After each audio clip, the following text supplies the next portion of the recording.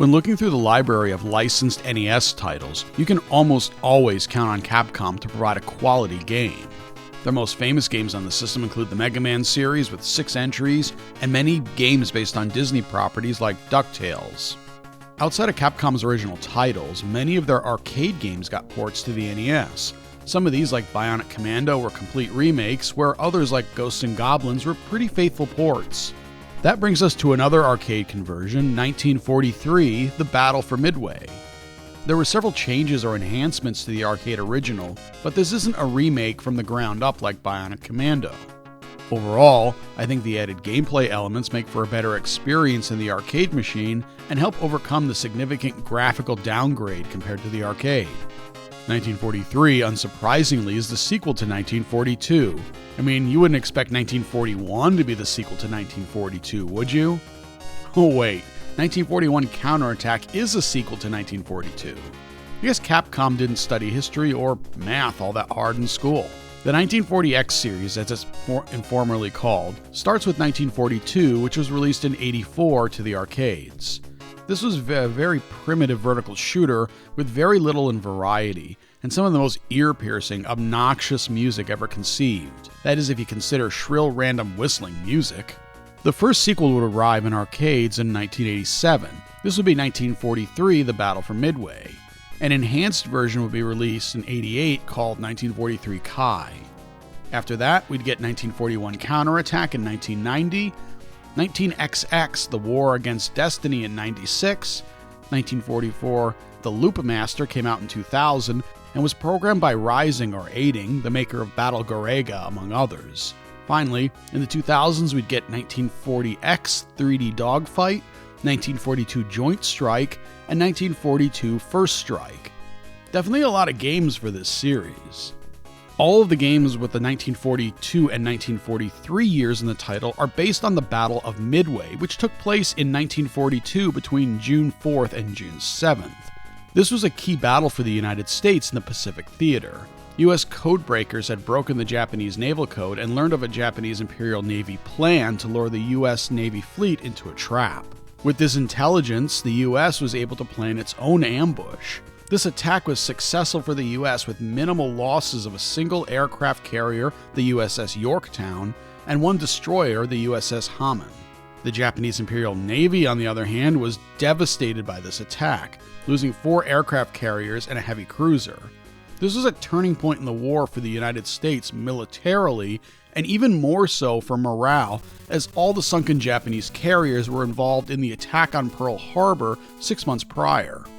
In Capcom's retelling of the Battle of Midway, you pilot a Lockheed P-38 Lightning for the United States as you fight the Japanese Imperial Navy. If you play the arcade version of this game, all the boss ships are named after real ships that were sunk during the battle. The final boss of the game is the battleship Yamato, the strongest and most heavily armed naval ship in history up to that point, and the flagship of the Japanese Navy. Strangely enough, the Yamato was not present at Midway Atoll, and wasn't sunk by the US forces until 1945. In the NES version, the designs of the ships are the same as the arcade, but they've been given fictional names instead of the historically accurate ones. I always find this rather strange that Capcom, a Japanese company, would create a game series where you fight as your country's enemy to destroy your own navy. That would be the equivalent of Activision creating a Call of Duty game where you played as the Germans during World War II, attempting to thwart off the invasion forces at Normandy. The game itself is a vertically scrolling shooter in which you will fight both airborne and ground targets. Unlike games such as Xevious, where you attack enemies on 2 separate planes, when you approach the fleet of battleships, your P-38 will descend to the level of the ships. There are a total of 24 levels in this game. This includes the original 16 levels from the arcade, plus 8 entirely new stages made just for the NES version. This makes the single playthrough without continues to be around 80 minutes, which is pretty lengthy when you consider most arcade shmups are between 20 and 40 minutes total. Because of how long this game can be, you're provided with a password at the end of every stage, so you can restart where you left off in your previous session. I'm glad they added that because otherwise I don't think I would have had the ability to play through the entire game in a single sitting. When you start the game, you're given the option to upgrade different aspects of your plane before starting. You're given 3 points to spend and you can upgrade your strength, defense, energy level, special weapon, or special weapon duration. This is a new addition from the arcade version. As you play through the game, you can find a flower item hidden in various stages. You discover it by shooting at parts of the background like a small ship or island. Picking up the flower gives an extra skill point that you can apply to your stats. There's enough of these to max out all 5 stats before the final level, if you're able to find them all. It's actually essential to get these. You'll need better attack power, energy, and defense to survive the higher levels. The special weapon stat unlocks more weapon options, so to get some of the better attacks, you'll need to keep upgrading this one as well. I really like these customization options. It allows you to load out your plane to fit the style of your gameplay. I like to start with a little more defense and energy so that I'm harder to kill. Another option is to go for pure strength to blow through enemies like tissue paper. You can even go for the special weapon time limit so you can keep the screen flooded with special spread shot bullets or other special weapons. The password also keeps track of your upgrades, so it's beneficial to upgrade the way you want. Unlike most arcade shooters at the time, you don't die in a single hit. You have an energy level represented by a number. It will decrease over time, acting as fuel, but it also drops when you collide with an enemy or take a hit from enemy fire. I'm glad that if your energy reaches 0, you don't instantly die, so the energy mechanic isn't a punishing game timer like Adventure Island style energy meters. Instead, once you reach 0, your ship can only take a single hit before being destroyed. Shooting down an entire wave of red planes will make a power-up drop. The power-up is a POW symbol, or POW, and picking it up restores a little energy. If you shoot the power-up, it cycles through special weapons and items. Which of these will be available is determined by how much you've improved your special weapon stat. There's a shotgun, which is a close-range spread weapon, the 3-way shot that travels across the entire screen, auto fire, which is a rapid-fire weapon, the shell, which is a high-damaging single-shot weapon, a large energy tank, and a small energy tank. Picking up the same special weapon twice in a row will upgrade the shot to a more powerful version. They're also on a timer, and without upgrading the timer stat, it doesn't last very long. Normally I would hate this type of system, but I kind of like it in this game. That's because the length of time is tied to your timer stat and makes you think more strategically how you're going to spend your stat points when you pick them up, since there's both a benefit and drawback to what you'll pick. By the time it's upgraded to maximum, you'll have a huge amount of time, and with the number of power-ups provided in the stages, you'll rarely run out of your timer for your weapon during the stage. The only downside is that I almost always ran out partway through a boss fight, making the latter half of those fights much more difficult. With the exception of the rapid fire upgrade, all the weapons require you to tap the button to fire. This is a pretty long game, and constantly tapping to destroy hundreds of enemies in each stage can be incredibly difficult to maintain. And I'm not gonna lie, I used a turbo controller for this game since I'm happy with not having carpal tunnel. The only downside is that if you hold the fire button for about 4 seconds, you get to fire a super-powered blast that passes through multiple enemies. Still, I found turbo fire is much more effective overall than holding down the button. It takes too long to charge, and if you don't fully charge up, the attack fizzles out into nothing. So save yourself the wrist pain and just use turbo controllers. You also get a special screen clearing attack with limited uses. Depending on your special stat and which area you're currently in, you'll either get a lightning attack that damages all enemies on screen, a tidal wave that damages all ships, or a cyclone that clears all enemy fire. Using this will drain your energy meter very fast, so even at maximum energy, you'll only have a few uses during the stage.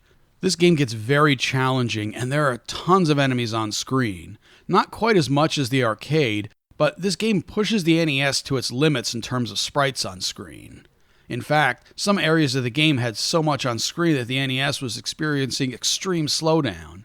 Here, take a look at how bad this can get.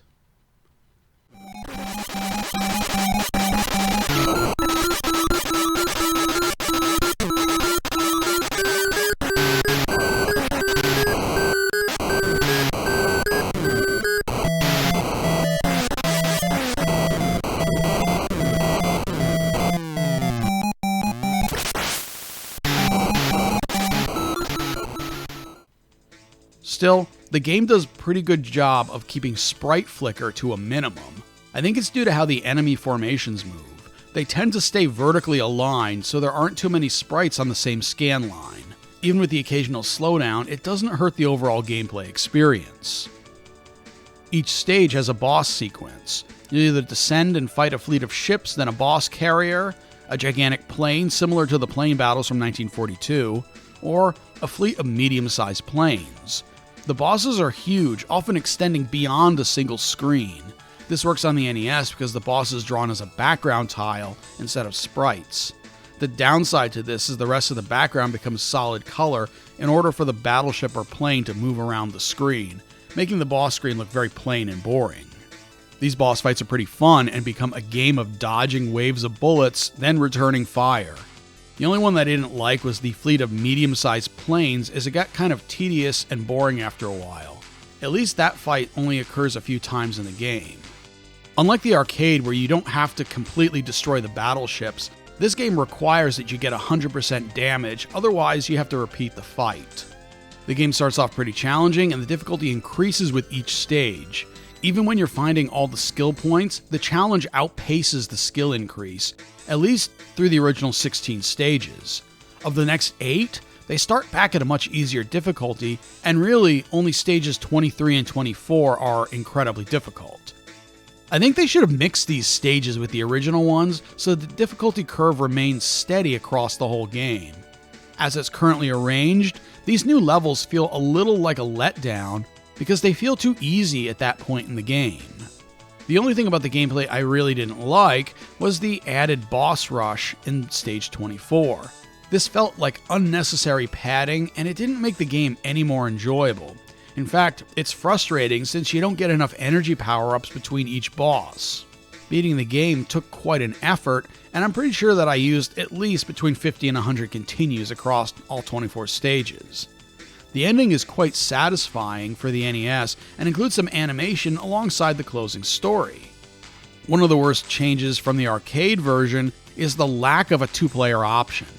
In the arcade, 2 people could play simultaneously, and it was a ton of fun, but the NES version sadly is a single-player game only. Seems like Capcom has some trouble making multiplayer games on Nintendo hardware. The graphics are rather weak for the NES. There's a lot of other shooters on the system with much more impressive graphical presentations. Your ship and most of the enemy ships are really small and usually only feature 2 colors, despite sprites being able to include 3 colors realistically, since the 4th is reserved for transparency. I think the small ships allows them to put more on screen, which is fine, but the arcade version had large islands that you would fly over occasionally, and those are missing from this version. You'll see some tiny single sprite islands sometimes and the occasional cloud, but you'll be looking at water almost the entire game.